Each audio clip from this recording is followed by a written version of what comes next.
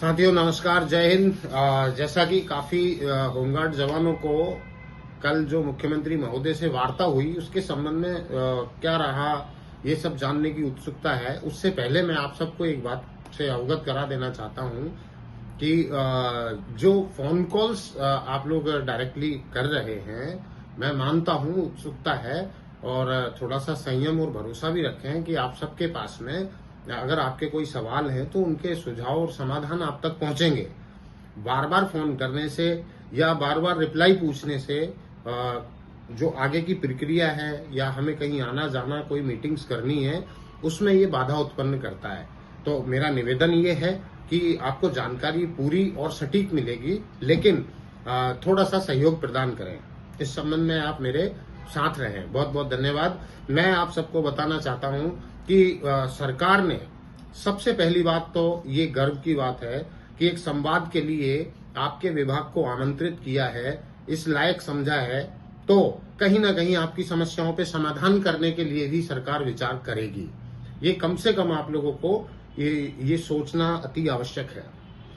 आप सबकी जो उत्सुकता है, तो सबसे पहले बहुत लंबा समय नहीं था, संगठनों की संख्या बहुत अधिक थी, लगभग 106 से भी प्लस संगठन थे और सभी को ज्यादा लंबा समय देना पॉसिबल नहीं था। इसलिए कम समय में बहुत शॉर्ट में आप सबकी मांगों को मुख्यमंत्री महोदय तक पहुंचाया गया है। मुख्यमंत्री महोदय से फेस टू फेस वार्ता भी की गई है। उनको प्रॉपर तरीके से आपकी मांग रखकर ये समझाया गया है। वहां से जो निर्देश प्राप्त हुए हैं, तो उससे पहले मैं आप सबको बता दूं कि मांग क्या रखी गई है। जो मूलभूत आवश्यकताओं से संबंधित है, मुख्यमंत्री महोदय को बताया गया है कि राजस्थान के होमगार्ड जवानों को अभी प्रॉपर रोजगार नहीं मिल पा रहा है, क्योंकि अभी 2023 से भर्ती नहीं निकली है, तो पद रिक्त हैं। पद रिक्त होने की वजह से लगभग 16 से 17 हजार जवान अभी काम पर हैं। बाकी जवानों को जो काम नहीं मिल पा रहा है उनकी संख्या लगभग 6 से 7 हजार बचती है। 6 से 7 हजार आदमियों को आप रोजगार देंगे, उससे कानून व्यवस्था भी आपकी मजबूत होगी और हमारी मांग भी पूरी हो जाएगी। इस तरीके से मुख्यमंत्री महोदय ने सकारात्मक रुख दिखाते हुए नियमित ड्यूटी पर एक आवश्यक निर्देश दिए हैं कि इसका परीक्षण करके क्या कर सकते हैं उससे अवगत कराएं। ये अधिकारियों को कहा गया है। दूसरी मांग, देखिए, अन्य राज्यों में होमगार्ड जवानों को महंगाई भत्ता मिलता है। सिर्फ राजस्थान एकमात्र ऐसा राज्य है जहां पर महंगाई भत्ता इम्प्लीमेंट नहीं है। ये मुख्यमंत्री महोदय को बताया गया कि राजस्थान में भी होमगार्ड डिपार्टमेंट ही है। अन्य राज्यों में अगर महंगाई भत्ता दिया जाता है तो राजस्थान में भी इसको लागू किया जाए। इसके अलावा हमारे कुछ साथी जिनकी सेवा अवधि लगभग अब 58 वर्ष पूरी होती जा रही है, वो भी लगातार संपर्क कर रहे हैं।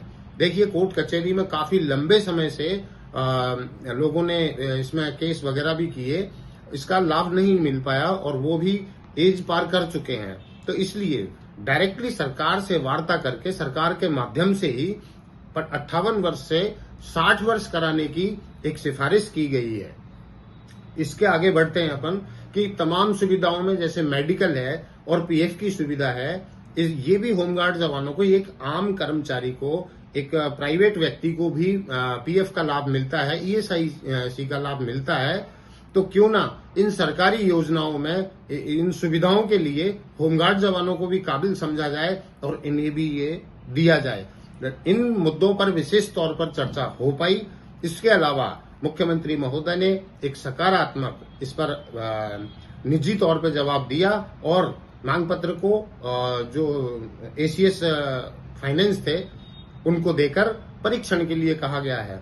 देखिए, आप लोगों की मांग पत्र पर सुझाव के साथ प्रक्रिया प्रारंभ हो चुकी है। अब इसके लिए संगठन की ये जिम्मेदारी बनती है आप सबके सहयोग को लेकर इन मांगों को सरकार के ध्यान में त्वरित प्रभाव से सरकार के संज्ञान में लाते लाते और गंभीर पूर्वक सरकार से इसकी मांग करें, ताकि आप सबको इन सबका लाभ मिल सके। और मैं उम्मीद करता हूं कि जिस तरह की अब संख्या बची हुई है उसमें आपको नियमितीकरण, मतलब नियमित 12 महीने रोजगार, जो कि आप राजस्थान के जो मैंने पूर्व में सुझाव मांगे उसमें प्रमुख मांग दर्शाई गई है, वो अब लगभग पूरी होने की कगार पर है।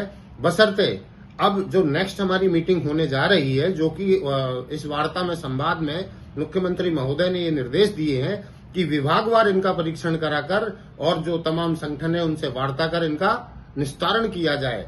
तो देखिए, निस्तारण की बात है तो आज प्रदेश में कितना क्राइम, कितनी कानून व्यवस्था में कितनी आप लोगों की महत्वपूर्ण आवश्यकता है। और क्योंकि जयपुर और कुछ बड़ी सिटीज को अगर छोड़कर हम बात करें तो कानून व्यवस्था सब जगह लागू है, लेकिन जवान वहां बेरोजगार हैं। सरकार को सिर्फ ये संज्ञान में देना है कि किस तरह से इनको नियोजित किए जाएंगे। आप मैसेज के माध्यम से 12 महीने रोजगार में कैसे कैसे सरकार को हम सुझाव बनाकर दें, जिससे कि सरकार उस पर तत्काल कार्रवाई कर आप सबको राहत प्रदान कर सके। मैं आपसे फिर निवेदन करता हूं कि कोई भी व्यक्ति डायरेक्टली फोन करके सुझाव देने का प्रयास ना करें। आपको सुझाव देने हैं, इसी नंबर पर व्हाट्सएप भी है और ये जो आपके वीडियो आपके पास पहुंचता है इसमें भी मैसेज देने की व्यवस्था होती है। साथ ही जो युवा हजारों की तादाद में मुझे कॉल कर रहे हैं, आप लोगों की जो समस्या है उसके समाधान के लिए भी मैं बातचीत करके उसका हल निकालते हैं। आपके साथ किसी तरह का अन्याय नहीं होगा। वो युवा जो ये वीडियो देख रहे हैं, आप निश्चिंत रहें, आपके लिए अलग से जब कोई प्रॉपर समाधान मेरे हाथ में होगा मैं आप सबको एक अलग से संदेश आप तक पहुंचा दूंगा। बहुत बहुत धन्यवाद। ये वार्ता सकारात्मक और बहुत ही सही दिशा में रही है। सरकार कुछ करने के मूड में दिखी। अगर सरकार कुछ करती है तो हम सरकार के आभारी रहेंगे। सरकार तक हमारी मांगों को लगातार पहुंचाते रहना हमारा कर्तव्य और फर्ज है। आप सबका साथ, आपका सहयोग बना रहेगा तो आपकी मांग भी पुरजोर उठती रहेगी। बहुत बहुत धन्यवाद। जय हिंद।